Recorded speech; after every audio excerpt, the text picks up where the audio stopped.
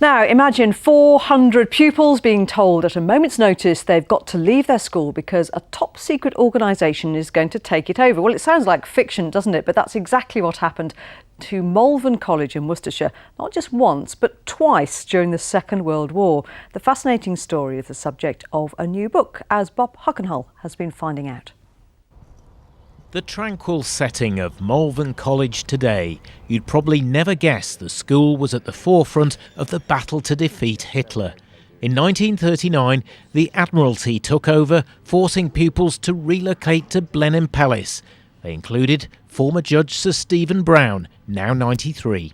One summer evening at Blenheim, there was a report of parachutists landing in the park, which is a vast area. And off we set on patrol. I don't know what the hell was going to happen if we'd found anybody. The school's archivist has found out the pupils returned to Malvern in 1940, only to be forced to leave again in 1942 to go to Harrow.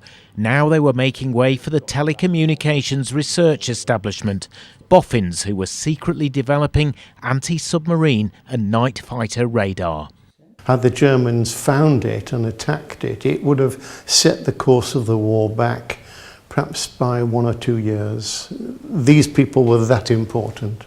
Back in 1942, this large room was known as the Hall of Magic. It was where many of the early experiments in radar were carried out, experiments that would change the course of the war.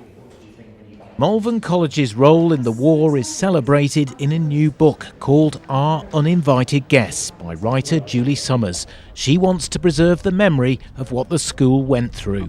But my interest has always been in the human side, so the schoolboys and the teachers who really had to jump through the most extraordinary hoops on fire to keep their education going, but they managed to do it. It's a sacrifice remembered by the school's current headmaster. He likes to quote the government scientist who said it was on the playing fields of Malvern that the Second World War was won. Bob Huckenhull, BBC Midlands Today, Worcestershire.